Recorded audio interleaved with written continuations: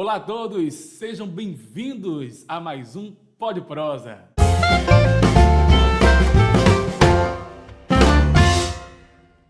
E claro, pessoal, que antes de iniciar o nosso programa, eu não poderia deixar de lembrá-los, né? Claro que você não pode se esquecer de dar o seu like, tá bom? Se inscrever no canal e ativar o sininho para que toda vez que enviarmos o vídeo para o canal, você receber as notificações e, claro, compartilhar o nosso canal, tá bom? Esse é o Pode Prosa, é um canal no qual estamos trazendo informações, certo? E que possa também abençoar a sua vida. E hoje nós vamos falar de um assunto muito interessante e está sendo uma honra recebê-lo aqui no nosso programa, que ele é terapeuta, bispo e com muito prazer eu apresento a vocês o terapeuta e bispo Fábio. Boa noite. Boa noite, olá, é um prazer estar aqui com vocês. Do lado contrário agora, né? Geralmente eu estou ali fazendo perguntas, hoje eu vim aqui para tirar dúvidas a respeito de terapias, né? E acho que é um assunto muito pertinente, principalmente nos tempos de hoje. Tenho visto que há uma necessidade da gente esclarecer melhor sobre esse assunto. Então, vamos lá, vamos ver aqui durante esse programa o que é que a gente pode falar a respeito de terapia, tá bom? É um prazer. Vamos lá, perfeito. Você se sinta em casa, viu? Coisa boa. Eu quero conhecer, né, melhor o senhor. Então, fique à vontade para se apresentar. Por que a terapia? Como foi que esse interesse despertou no senhor? Eu, durante algum tempo da minha vida, mais precisamente uns 25 anos, trabalho com pessoas, né? Inicialmente fui pastor e hoje eu sou bispo, que é uma espécie de pastor que administra pastores, por isso que tem esse nome bispo, né? Show. E é claro que quem pastoreia tem que gostar de pessoas. Sim. Um pastor é quase um currículo dele gostar de pessoas. Então, eu sempre gostei de tratar pessoas, de estar com pessoas, trabalhar pessoas, e também sempre fui encantado com a psicologia, tá? Perfeito. Mas por ingressar primeiro na fé, havia algumas barreiras quando trata da questão religião com a ciência. Então, eu não tinha como, eu não via ainda como misturar ou juntar o encantamento que eu tinha pela psicologia, apesar de utilizá-la, com o meu pastoreio. Sim. E eu tive a oportunidade, depois, quando eu conheci a terapia holística, né? Eu tenho um pós em TCC, que é a terapia cognitiva comportamental, Perfeito. mas a holística me abriu esse leque, porque a holística trabalha também com a fé, com a espiritualidade. E aí foi onde eu resolvi ingressar para valer e fazer atendimentos como terapeuta profissional, e graças a Deus foi a melhor decisão que eu tomei. Hoje eu não só ajudo pessoas como pastor, também ajudo como terapeuta, então foi muito bom. Que maravilha. Pronto, agora que ele se apresentou, vamos entrar num assunto que eu creio que diversas pessoas têm interesses, têm curiosidade, né? Então vamos falar sobre a depressão, né? Que hoje é um dos assuntos que são mais comentados, né, em redes sociais. Eu quero entender o que é a depressão, quais são os sintomas, por que a pessoa tem depressão. Olha, é uma pergunta muito complexa, porque vários mecanismos podem disparar um caso depressivo. Certo. Inclusive, a própria depressão tem divisões, fases, né? Então, uma pessoa, por exemplo, ela pode ter algum problema orgânico numa glândula chamada hipófise e disparar um processo depressivo. Às vezes, alterações hormonais, tá? Então, o que eu posso te falar sobre depressão assim, de uma forma mais exata, já que é um assunto que vai depender de que inclinação tenha, Sim. eu vou falar dentro do contexto das somatórias, das disfunções psicossomáticas das pessoas. Vamos lá. Tá? Então, assim, o que acontece hoje é até estranho, porque há 20 anos atrás era raro a gente ouvir falar sobre depressão. Muito raro. Verdade. Eu me lembro que eu era jovem, e quando a gente dizia, estou triste. Triste o quê? Você está de uma surra, de negócio de triste.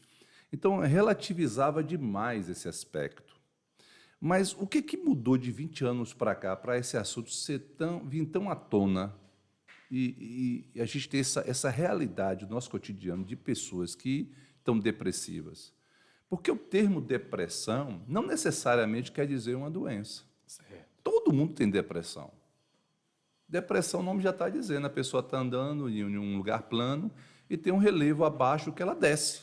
Então, vem desse termo, né? Então, ela desceu o relevo e sobe, volta a andar normal. Esse processo de cair nesse lugar, nesse buraco, nesse lugar que teve que baixar de onde ela andava, é depressivo. Olha só. Agora, as pessoas sempre lidavam com problemas e saíam, continuavam a sua rotina de vida. A grande questão hoje é que elas estão entrando em processos depressivos e não estão conseguindo sair. Então, parece que o buraco vai fundando cada vez mais. E aí a gente associa essas questões, uma das coisas que a gente associa, porque é um leque muito grande, que tem que ser observado, as anamneses são diferentes, mas dos aspectos mais importantes sobre a depressão é que, há 20 anos atrás, as pessoas viviam mais com pessoas. Exatamente. Então, desde pequeno, as crianças eram estimuladas a brincar com crianças, eram estimuladas a serem crianças. As únicas responsabilidades delas eram estudar e fazer o dever de casa. Isso. E os pais até exigiam, vamos brincar, sai dentro do quarto. Né? Não tinha celular, tinha videogame, mas não era como é hoje. É verdade. Então havia o contato maior de pessoas, os relacionamentos, a socialização, que é um aspecto importantíssimo para a sanidade e as funções de equilíbrio do ser humano. Nós fomos feitos para nos relacionarmos. Exatamente. Né? E o que aconteceu com a sociedade atual? Quase não há relacionamento, socialização. O que há é uma artificialidade de socialização. Então, as pessoas se comunicam mais hoje no WhatsApp, nas redes sociais, do que pessoalmente. É incrível. Você vai bater um papo com uma pessoa no WhatsApp, ela manda os textos e mais textos e fica 1, 2 horas conversando. Quando você vê a pessoa pessoalmente, parece que tem um bloqueio, ela não consegue se comunicar. Exatamente. Não consegue sair nada da boca dela, criativo. Então, esse é um dos fatores que as crianças foram crescendo mais presas no quarto, mais envolvidas em computador, celular, televisão, quase não saíam para brincar, para se divertir, estudo, estudo, estudo. E esses bloqueios foram cobrados na fase mais adulta. Adulta. Interessante. O senhor tocou num assunto interessante em relação às pessoas ficarem mais no quarto, rede social, né? E assim, eu já presenciei pessoas, né, se mutilando, Sim. certo? Se mutilando, já presenciei pessoas querendo pular da janela abaixo, né? E a depressão, ela tem não sei se é esse termo que eu posso usar, mas tem uma culpa nisso aí, ela faz parte desse contexto também da... Na verdade, quando a pessoa ela é clinicada com a depressão média ou já profunda, ela já estava com ideias, porque o que acontece na depressão não é que a pessoa não quer mais viver, Tá. é que ela não sabe mais lidar com a vida. E qual é a diferença? A diferença é que quando a gente passa por aspectos da nossa vida que a gente não sabe lidar com eles, antigamente a gente se virava, Exatamente. né? Estou com um problema aqui, eu não sei como resolver, eu perdi numa prova, perdi o namorado, perdi o casamento, perdi uma empresa. A gente levanta a poeira e dá a volta por cima. A gente tinha que dar um jeito. Vamos lá, vamos seguir em frente. Isso. Né? Trancos e barrancos. As pessoas hoje não estão conseguindo lidar com essas questões como antes. Então, parece que elas estão atrofiadas nessa capacitação que cada ser humano tem de saber lidar com a ideia do contrário. Há um texto na Bíblia, em Marcos 4, onde os discípulos têm que lidar com a tempestade, e a Bíblia diz que o vento lhe era contrário. Olha só. E eles remavam, mesmo sem sair do lugar. Jesus estava no barco dormindo, eles estavam lá. Então, o que é que isso vem mostrar para nós? Que lidar com dificuldades, com problemas que às vezes a gente não consegue resolver, faz parte do cotidiano humano. Só que assim, hoje as pessoas lidam com bloqueios, com dificuldades, com limitações e elas surtam. Verdade. Elas começam a entrar em parafuso e começam a adoecer por dentro. A gente chama isso de disfuncionalidade, um desequilíbrio dentro dela. Nossa. Né? E aquilo está acontecendo. Silenciosamente. O pai não percebe, a mãe não percebe, o namorado não percebe, a namorada não percebe, o marido não percebe, a esposa não percebe, e aquilo vai crescendo. Quando aquilo vem à tona, já está em patamares bem adiantados. Né? E fica bem complicado lidar quando a pessoa realmente quer falar. Quando ela quer falar é porque já é o grito daquela pessoa que está se afogando, já se afogou várias vezes, já está nos últimos momentos. Aí é aquela, às vezes, inclusive, as pessoas nem isso fazem. Elas tomam as decisões que acham que são corretas e pronto. Tá vendo aí, pessoal? Vamos lá, deixa eu tocar em outro assunto. Por quê? Porque estamos pegando esses temas, depressão e entre outros que vocês vão escutar aqui hoje, porque é o que a gente mais escuta no nosso cotidiano e até nas próprias redes sociais, né? Então, eu quero entrar em um assunto aqui agora sobre a crise de ansiedade. Porque esses nomes, né? Depressão, crise de ansiedade, TDI, é algo que a gente, eu particularmente, né, como jovem, tenho visto mais agora, né, desse tempo para cá. Então, é bom a gente saber o significado, né, ter essa ideia do que é e ficar também informado, né, para saber como é que a gente pode ser tratado, como é que a gente pode ser ajudado, né, caso você esteja nessa situação. Então, eu queria que o senhor me explicasse o que é a crise de ansiedade e como é que ela se manifesta em uma pessoa. A crise de ansiedade, a manifestação da crise de ansiedade já é uma etapa final de uma ansiedade que não foi percebida. Né? Então a gente já está aí na última etapa. A gente precisa voltar lá atrás, porque ela começou aos poucos. Certo. Ela começou com alguém que tinha necessidade de ser tudo ao mesmo tempo. Ela começou com alguém que não tinha tempo para si. Ela começou com alguém que não era resolvido em si mesmo e tentava compensar isso, dizendo sim para todo mundo, servindo a todo mundo. Né? Ela começou com alguém que trabalhava incansavelmente e não tinha tempo para ter folga, porque ter folga para ela era algo que ela não merecia. Entendeu? Aí vai começando assim. Aí isso começou com alguém que sentiu algo pequeno, que parecia ser pequeno, se sentiu rejeitado, se sentiu desamado, se sentiu sem valor, e foi tentando compensar isso trabalhando, foi tentando compensar isso na sua convivência com os outros, criando mecanismos para tentar lidar com essa dor. E isso estava lá dentro. E um dia o corpo começou a cobrar. E como? Né? Ela começou a ter disritmia, começou a ter arritmia, ela começou a tremer do nada, ela começou a ter sintomas parecidos com ataque cardíaco, inclusive alguns foram até profissionais nessa área e descobriram que não tinha nada a ver. Começaram a ter sequidão na boca, movimento involuntário dos músculos do corpo, da pálpebra do olho. Ela começou a descobrir que tinha uma gastrite, uma queimação estomacal. Ela percebeu que tinha prisão de ventre, algo que ela não tinha. E isso é o corpo dando sinais. Quando um painel de um carro acende a luz vermelha, todo mundo sabe que tem que parar. Exatamente. Quem conhece mecânica de veículo, viu a luz vermelha acender, opa, encosta logo. Isso. E a gente não faz isso conosco. Nós não fazemos isso com o nosso corpo. O nosso corpo acende a luz vermelha. Não, que nada. Não, vamos continuar trabalhando. Não, isso aqui não é nada, não. Não foi nada demais, não. Pronto. Aí desencadeou. Exatamente. Aí vai dormir, a mente não para. É uma síndrome de pensamento acelerado. O cérebro não consegue parar, porque são muitas informações dentro da cabeça da pessoa. Ela não tem um descanso na mente dela, ela não tem algo que possa trazer um equilíbrio para ela. Ela sempre está funcionando a mente de forma absurda. Aí chega a crise. É verdade. Chega a crise, ela começa a ter ofegância, ela começa a ter sensação de desmaio, ela chega ao ponto de ter quase um ataque cardíaco. Olha só. Aí é que as pessoas vão abrir os olhos e dizer, nossa, o que é que eu estou fazendo com a minha vida? E só aí vai buscar um profissional. E aí acontece outro erro, Que é. que eu chamo de atalhos.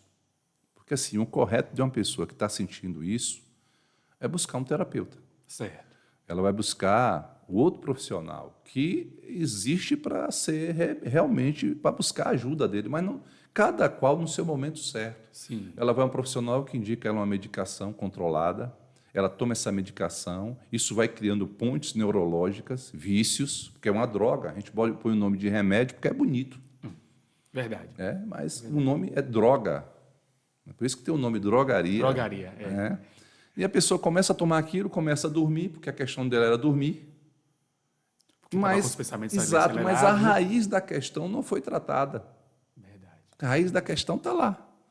Eu sei que esses remédios têm o seu valor e às vezes tem que ser indicado mesmo, porque há situações que realmente precisa desse profissional. Certo. Mas não se faz a via normal, porque às vezes um tratamento terapêutico resolve a situação ou alivia a tal ponto que faz a pessoa se libertar dessa droga.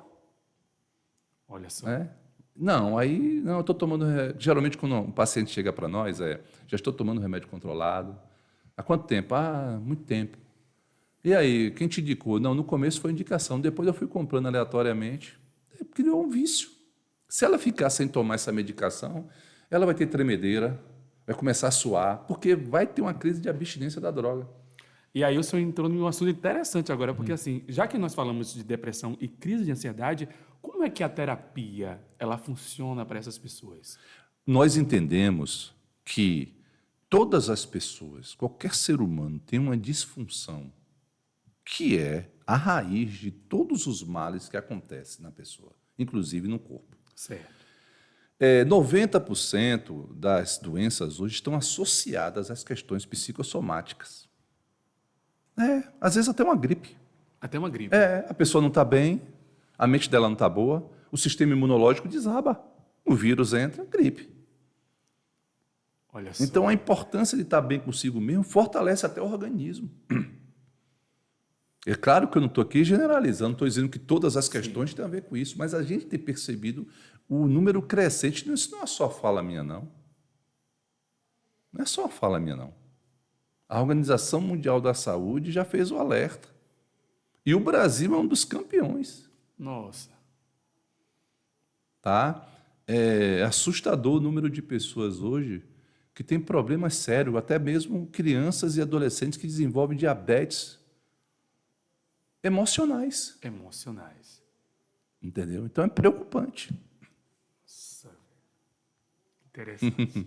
Que interessante. Tá vendo aí, pessoal? Vamos lá. Agora eu quero entrar em um assunto que é muito legal. Porque, assim, a terapia e a religião, certo? Eu quero saber sobre a integração da fé na terapia. Né? A terapia, ela consegue se alinhar com a religião? Sim. Assim, inclusive, foi um grande tabu para mim atender como terapeuta. Por quê? Justamente porque a terapia convencional não aceita a interferência da religião. É mesmo? Da fé. Terapia convencional compreende o ser humano como um ser psicossomático, que tem emoções, que essas emoções, por alguma questão do passado ou de alguma situação que aconteceu, gerou um trauma. Esse trauma precisa ser trabalhado de forma contundente, através de anamnese bem exploratória, para entender a pessoa. E aí a gente trabalha em cima disso, para descobrir a disfunção, o trauma e as disfunções que esse trauma provocou. Tá? Ok. Essa é a terapia convencional, que pode ser alcançada. Eu tenho um pós em TCC, que é uma dessas terapias, através da psicologia, que pode fazer essas anamneses de maneira convencionais e fazer os tratamentos, inclusive de vícios, toque e tal, essas coisas podem ser identificadas através da terapia cognitivo-comportamental. Mas eu não queria, eu tenho princípios de fé, e não só tenho princípios de fé, como sempre eu entendia que uma das bases principais de qualquer ser humano é explorar, ampliar a sua noção de fé. Sim. E recentemente eu vi um programa, eu não me lembro onde foi a rede de televisão, que o tema da reportagem era justamente esse: a ciência reconhecendo que pacientes com fé têm resultados mais positivos nos seus tratamentos do que os que não têm fé. Olha só. Entendeu? Então, a holística me permitiu isso, já que a holística, o nome holística é todo, ela compreende o ser humano em todo o seu ser. Então, ela compreende o ser humano espiritualmente, Sim. almaticamente, Olha aí. ou psicológico, psicossomaticamente, fisicamente e energeticamente. Energeticamente. A energia também. É, claro. Então, assim, ela explora, então é um leque muito grande na terapia holística, né? Muito grande. Onde ela explora tudo isso como ferramentas que ajudam ao ser humano buscar o seu equilíbrio de vida. Olha só, gente. Entendeu? Então, assim, tem tudo a ver para mim. Não há como separar isso. E é por isso que as terapias alternativas, essas terapias holísticas e outras tantas chama alternativa, Alternativa. estão crescendo muito, e profissionais convencionais estão usando técnicas de terapias alternativas, inclusive em suas sessões, Olha aí. com resultados fantásticos. Olha só. Olha só. Pronto, deixa eu aproveitar também aqui e pedir para você que está assistindo o nosso vídeo, não se esquecer de deixar o seu like, se inscrever no canal e ativar o sininho e, claro, compartilhar esse vídeo. Né? Eu gostaria agora que o senhor contasse alguma experiência, né? Compartilhar com a gente alguma experiência marcante, né? Nesses anos que o senhor tem sido terapeuta com alguns pacientes. O que foi que te marcou nessa caminhada? Não, eu tive muitas experiências aplicando as técnicas terapêuticas, porque eu aplicava essas técnicas sem ser profissional. Tá? Na verdade, quando eu comecei a ler Bíblia e compreender as Escrituras, ficou nítido para mim que a Bíblia trata o ser humano em sua fase psicossomática. Olha só, gente. Então, eu vi vários exemplos na Bíblia.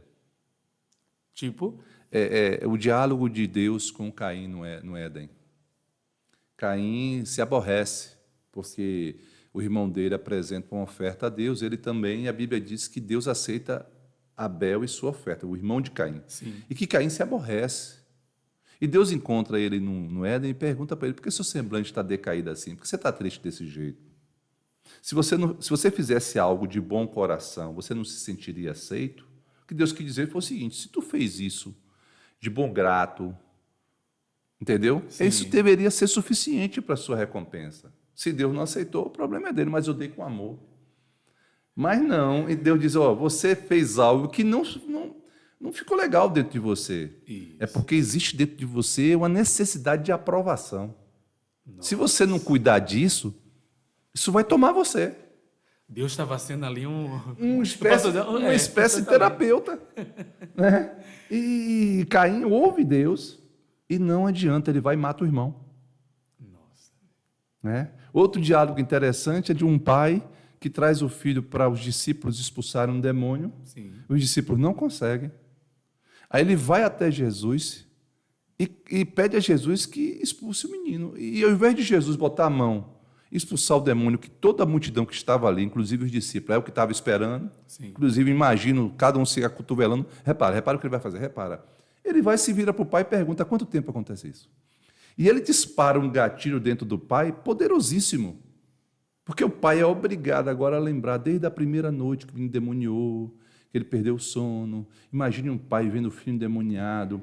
Ele era um judeu, então ele foi criado dentro dos preceitos de Yahvé, ele tinha uma fé, e aquela fé foi sendo abalada, vendo o filho sendo endemoniado, porque a ideia que se tinha naquela época era que essas circunstâncias era Deus reprovando, era a maldição lançada pelo próprio Deus. Nossa. Então imagina como esse homem se sentia diante de Deus. A fé dele foi totalmente abalada.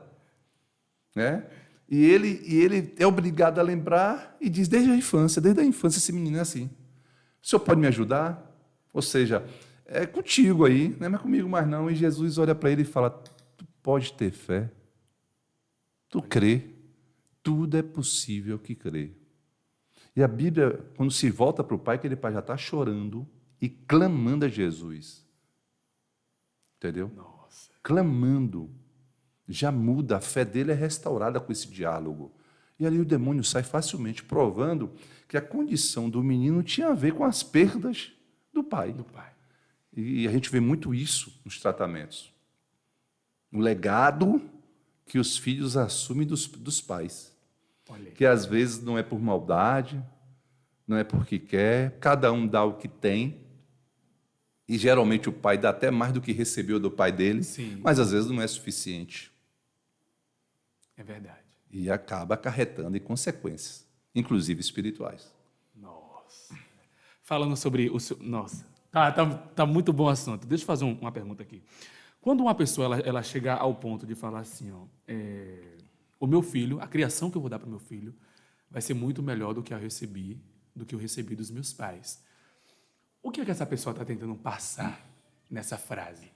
Que é que isso pode acarretar lá na frente algum problema para o filho, ou essa pessoa está querendo suprir uma necessidade na qual ela não recebeu com seus pais, no caso? Geralmente eu vejo o contrário. Tá. Eu não vou criar meu filho igual meu pai criou. Me criou. Me criou. Não vou fazer com meu filho o que minha mãe fez comigo. Só que esse conceito acaba acarretando nos mesmos problemas no filho. É mesmo. Lá no final vai dar no mesmo. Mesmo o pai ou a mãe criando de uma forma Porque a diferente. questão aqui são os excessos. Então, não importa o que você esteja dando, mesmo que você ache que seja muito bom, se for em excesso, vai prejudicar. Prejudica, né? Mesmo que um pai diga, vou amar meu filho como eu nunca fui amado, vou dar tudo. A intenção é maravilhosa, mas existem alguns conceitos que a criança precisa aprender desde pequena. De que nem tudo ela vai ter, Isso. sabe? Nem tudo ela pode alcançar, que nem sempre ela vai poder tirar 10, que nem sempre ela vai poder ser aceita. E esses conceitos eram muito bem resolvidos com as gerações anteriores, já que os pais não se preocupavam em serem amados. Eles se preocupavam mais com valores. Com valores, sim. Então, a geração que veio de trás era preocupada com valores, mas não sabia o que era ser amado. Aí elas vieram e disseram, nós vamos amar nossos filhos agora. E esqueceu de dar valores.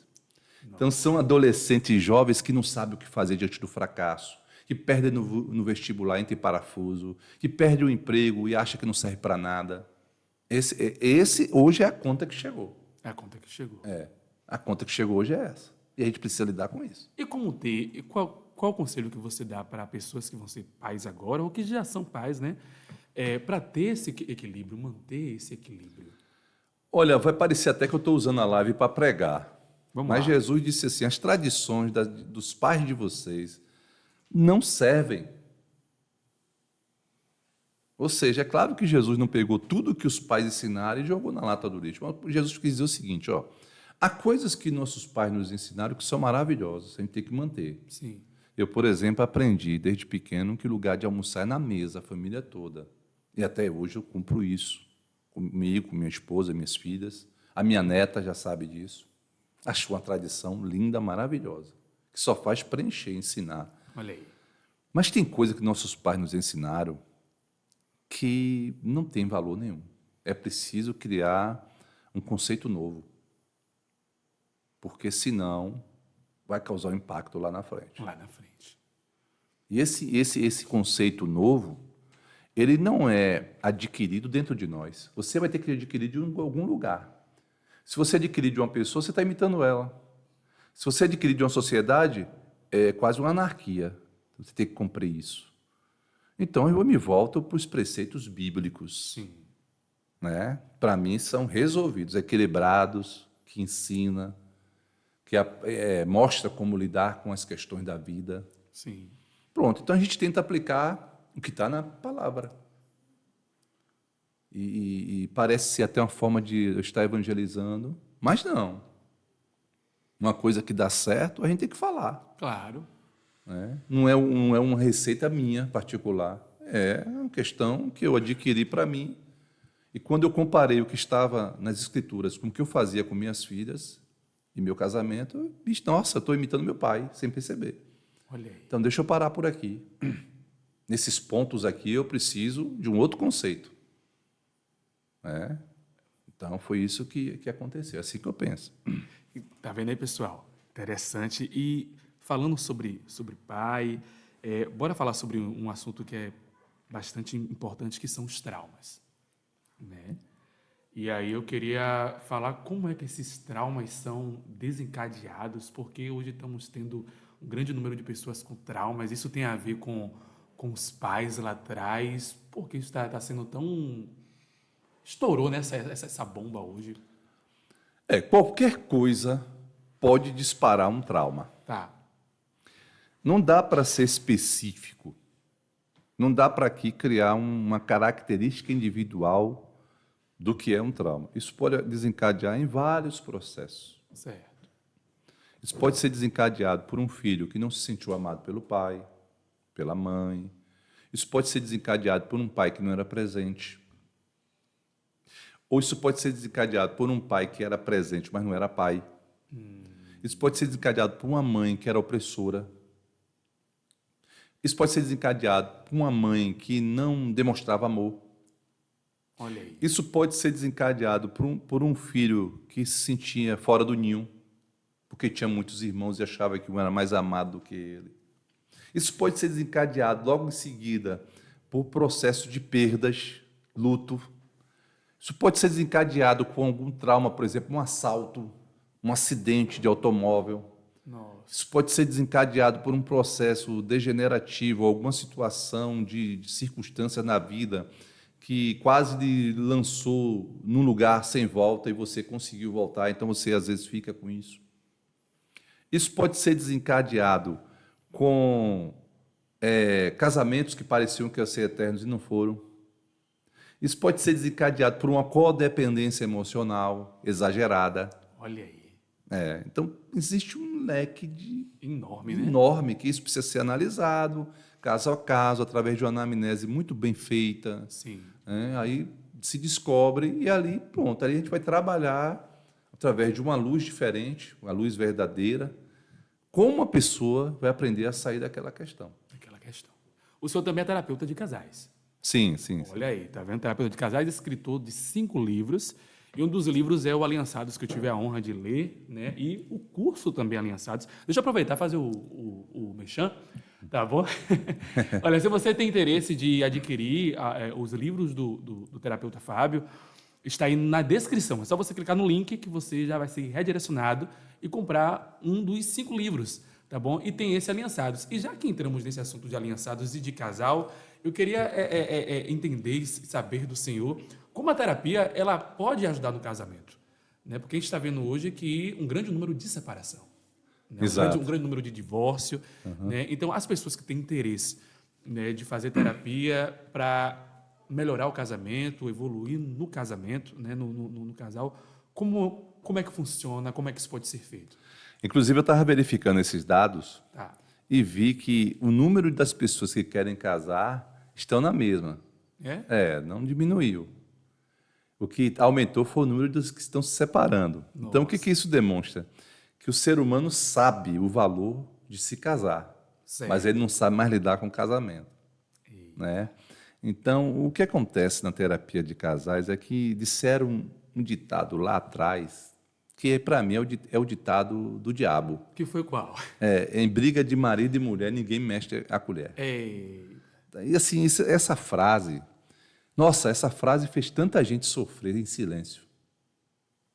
Essa frase foi uma mordaça, inclusive na boca de muitas mulheres. Verdade. Que não podiam demonstrar a ninguém o que estava sentindo, falar com ninguém. E isso foi acumulando. Famílias foram sendo feitas assim. Mulheres que passaram uma vida todinha sem saber o que é alegria, sem saber o que é ter uma vida a dois real, que foram quase escravas de um casamento opressor. Paralelo a isso aí, homens que foram ensinados a viver muito mais com homens do que com mulheres. Tem isso também. Tem, os meninos foram ensinados a viver com meninos. Isso era muito comum lá atrás, né? Verdade. Não quero você brincando com menina, quero você brincando com menino. Verdade. Resultado, os homens cresceram e sabem lidar muito mais com homens do que com mulheres. Então, eles são ensinados desde pequeno a lidar com homem. Então, ele briga com o menino, ele briga com um amigo, ele briga com um colega, depois ele mesmo faz as pazes, depois os dois sentam juntos para brincar, depois brigam novamente. Então, o homem aprendeu a lidar com a relação com o homem. Sim. Mas quando chegou a hora de casar, a figura que ele tinha de mulher era a mãe dele. Que se fosse uma mulher boa para ele, ele queria reproduzir na mulher. Então, quando a mulher não fosse o que a mãe dele era, você não me faz um carinho, você não faz uma comida, você não... Ou seja, ele quer uma mãe. Né? Porque ele não sabe lidar com a esposa dele.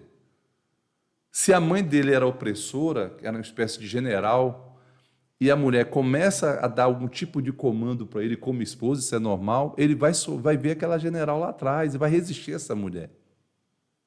Então isso vai atrapalhar a comunicação, vai ser uma comunicação quase inexistente. O que é que tem acontecido hoje em casamento é isso.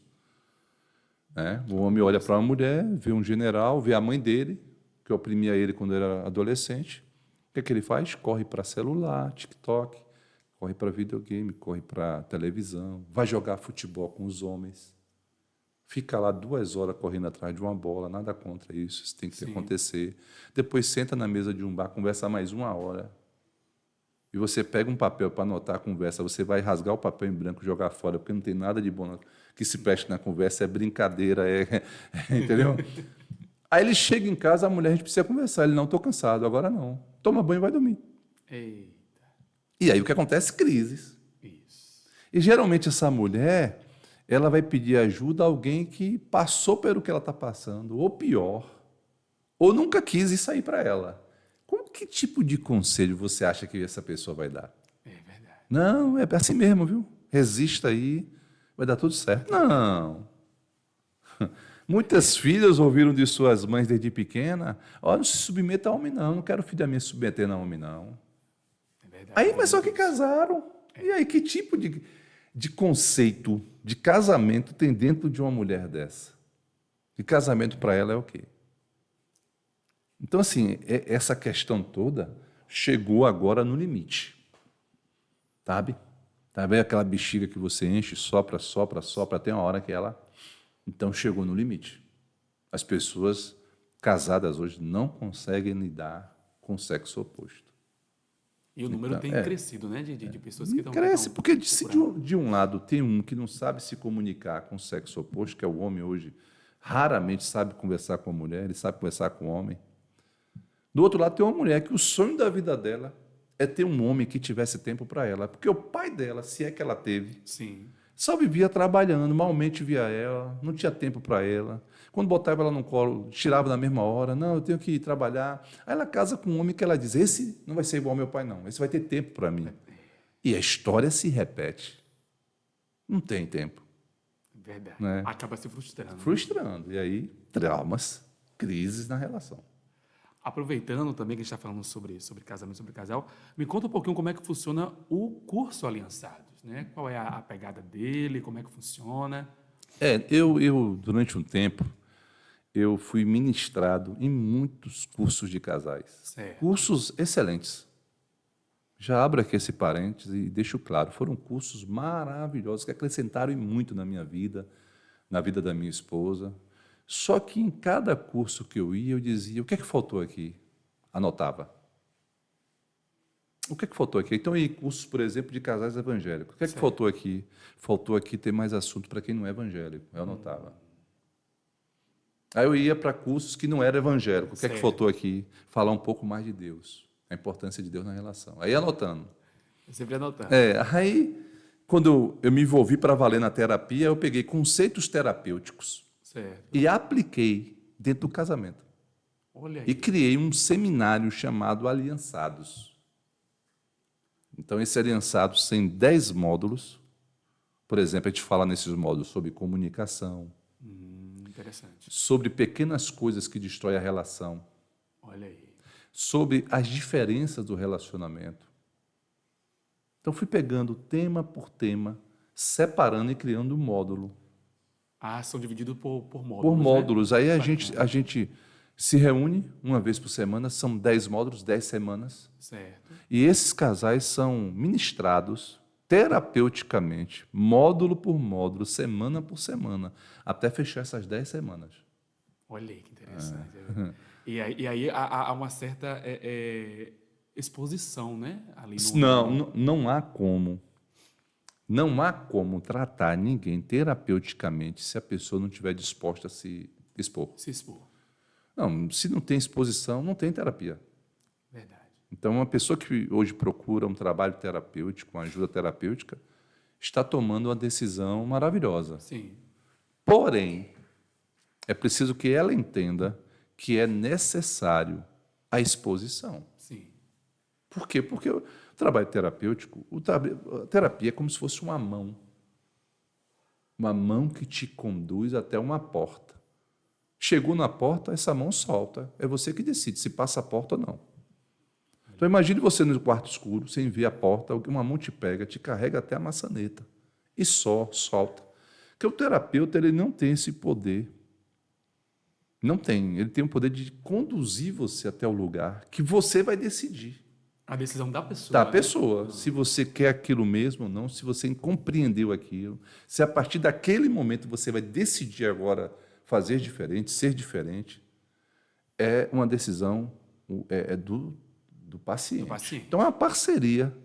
O terapeuta é um parceiro do paciente, entendeu? Que conduz o paciente até aquilo que ele precisa. Que ele precisa. Maravilha. Eu tenho agora uma última pergunta. Recentemente eu assisti um filme chamado Fragmentado, que foi até uma indicação do senhor mesmo. Né? E aí eu queria entender o que é esse transtorno dissociativo de identidade, que é o TDI. Né? E eu percebi que no filme que falava sobre diversas personalidades. Uma pessoa tinha 23 personalidades. É possível a pessoa ter diversas personalidades? Me explique mais sobre isso aí. Aqui agora vai ter um choque. Vamos lá. Olha aí, gente. Vai ter um choque aqui agora dos preceitos, dos conceitos que eu tenho de fé Certo. com a ciência. Eita. Porque na psicologia tradicional, convencional, sim, existem esses transtornos que podem acontecer. No caso do filme, são 23, mas pode acontecer com pessoa ter 2 personalidades, ser bipolar, ter 3, 4, 5. A questão da pessoa ser bipolar tem a ver com a personalidade? Tem a ver, Me explique isso aí. não no aspecto TDI, Certo. mas ela tem uma variação muito grande, ao mesmo tempo, que chega a ser quase 2 personalidades diferentes. Ela está aqui feliz, Tá, isso. daqui a pouco ela está triste. Olha E aí. parece que são 2 pessoas diferentes, entendeu? Ela tá aqui dizendo que ela é a pessoa mais feliz do mundo, ela pode, no mesmo momento, algumas horas depois, minutos, olhar e dizer, eu quero morrer. É mesmo? Olha só. Inclusive quando se trata de violência. Então, essas questões são muito debatidas. Esse fato em si do filme é um caso muito raro. Inclusive, Mas existe. Existe. No caso do filme, claro, existe a questão hollywoodiana dos filmes, né, que exageram, né? Exagera. Como, por exemplo, personagem tem uma das personalidades dele é uma fera que consegue escalar a parede. Bom, aquilo ali, mesmo sabendo que o cérebro é capaz de coisas inimagináveis, o filme explora isso como um espetáculo para poder vender, senão ninguém compra. É verdade. Né? Mas é possível, dentro da explicação da psique, que haja assim, um distúrbio numa pessoa suficiente para criar nela uma perda de identidade tão grande que ela tente dissuadir de uma forma que ela adquira para si várias personalidades ao mesmo tempo. Nossa. Agora, isso é do ponto de vista científico, psicológico, mas tem um outro lado. Vamos lá para O lado da fé, né? O lado dos conceitos, dos preceitos do Evangelho, em que isso a gente vê na Bíblia. Havia na Bíblia um homem que tinha uma legião de demônios. Quando Jesus vai dialogar com eles, ele diz, nós somos muitos. O Gadareno, né? O Gadareno, que é Marcos capítulo 5. Ele diz, nós somos muitos. Mas ali muitos são muitas personalidades, entendeu? E Jesus expulsa aquela legião, o homem volta a ficar sarado. A Bíblia diz assim, e ele voltou a si, ou seja, a identidade dele foi restaurada. Foi restaurada. Então, esses transtornos, a perda da identidade da pessoa. Ela não sabe quem ela é, e ela adquire para si personalidades. Né? Olha aí. Então, no caso da Bíblia, a Bíblia associa a uma possessão.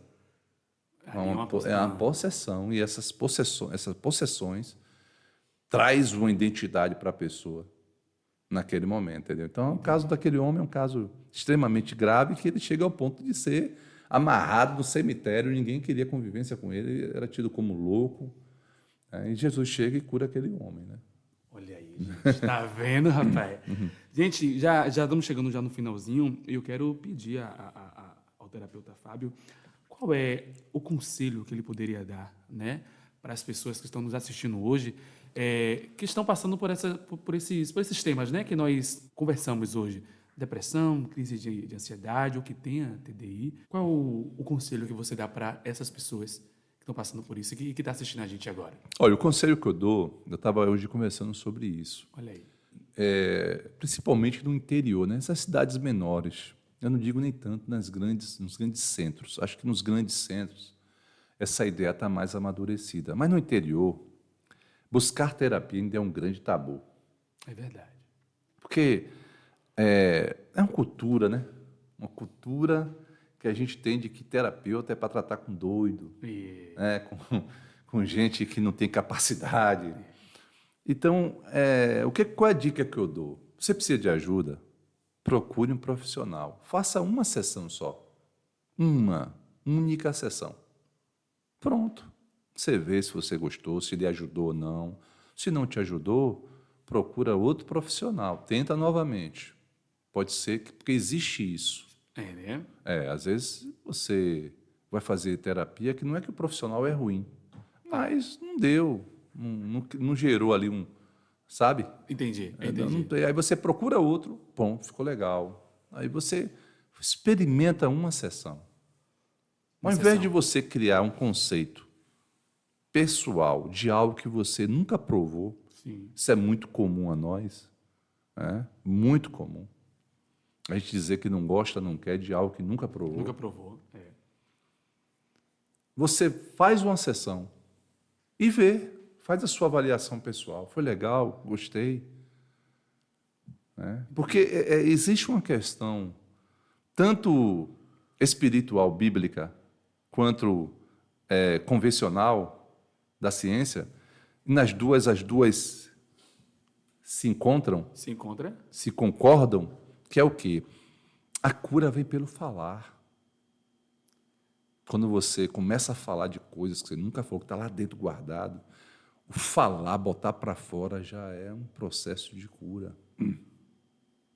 Já vai acontecendo a metanoia dentro de nós, aquilo ali já vai sendo revelado, você já vai entendendo, e só aquele fato ali já vai trazendo uma outra realidade para você. Então, experimenta isso. A gente, às vezes, é interessante porque a gente entende que eu posso gastar algum valor em algo que não tem jeito. E, geralmente, isso está ligado a questões físicas. Sim. Então, eu estou com algum problema, o médico descobriu, puxa, eu tenho que fazer exame, não tem jeito. A mesma pessoa que disse que não tinha condições de fazer a terapia é a mesma que, quando descobre um problema físico, tem um dinheiro para fazer exame, tem um dinheiro para operar, tem um dinheiro para comprar remédio, né? Desse jeito. Então, por quê? Porque é questão de prioridade. Eles acreditam que essa questão terapêutica, não é nada, não, isso é bobagem, isso é pedir à toa. Mal sabendo você que, às vezes, uma terapia muito bem feita vai lá na frente pedir que você pague exames, compre remédios. Então, a ideia que eu dou é prova, faz um teste. Vai uma vez só, e aí vê. Pronto, não gostei, não vou fazer mais. Talvez você se surpreenda. Diga, nossa, perdi muito tempo, era para ter feito isso antes. Olha aí, priorize também a sua saúde mental. Viu? E aonde é que a gente pode encontrar o senhor? Diga aí onde você está. Hoje, atualmente, eu estou atendendo ali na Movement, uma clínica que tem em frente a Gompel, ali depois da Yamaha. Sim. Logo em frente, assim, a Gompel. tem uma clínica que chama Movement. Vamos deixar o Instagram da Movimento também na descrição. Isso. Show de Aí bola. vocês podem entrar em contato, marcar, a gente vai agendar e faremos a primeira sessão. Eu inclusive, faço questão Sim. de quando o paciente não me conhece e às vezes ele, eu quero fazer logo um pacote. O pacote são 4 sessões. Eu oriento, faça uma primeiro. Para conhecer. Para conhecer, para ver se você vai se adaptar. Se você gostar, pronto. Você faz o pacote, eu considero a primeira num pacote. Entendeu? Vai ficar 3 para poder... Né? Fica as 3 restantes, não vai ter prejuízo nenhum. Não vai ter que pagar 5. Entendeu? Então, é importante essa ideia. Eu estava pensando esses dias, até assistindo uma série, Sim. e os personagens da série, eu gosto muito da série. A série é antiga, Eu, a Patroa e as Crianças. Olha aí. Nossa, ali a família funcional, né? A família disfuncional é de Odério Cris. Sim. Então, ali é exemplo. A família de Cris é disfuncional, a família de Michael Kyle é a funcional, né? E assim, quando o problema está demais na família, Michael Kyle não sabe lidar com o Júnior, ou com a filha, ou com a esposa, onde é que eles vão terminar? No terapeuta. Olha aí. Então, assim, porque é uma cultura americana. Os americanos têm terapeuta da família, que tratam do casamento, da convivência de pais e filhos, dos filhos. Nós, sul-americanos, é que não temos essa cultura. Nossa terapia era cinto, castigo. Desse jeito. E hoje a gente precisa compreender que os tempos mudaram. Mudou. E precisamos lidar com isso de forma inteligente. É isso. Tá bom? É isso aí. Pessoal, acabamos de conversar com o terapeuta Fábio Santana. Esse QR Code que você está vendo aí do lado da telinha é que se você quiser apoiar esse projeto, né, que é o Pod Prosa, o nosso podcast onde estamos trazendo informações, né, e aqui é onde a conversa flui. Você pode estar apontando a tela do seu celular para esse QR Code e estar ajudando a gente, tá bom? Nesse projeto maravilhoso. Muito obrigado, terapeuta Fábio. Até logo. Tá bom? E que Deus possa abençoar a vida de vocês e até a próxima. Tchau, tchau.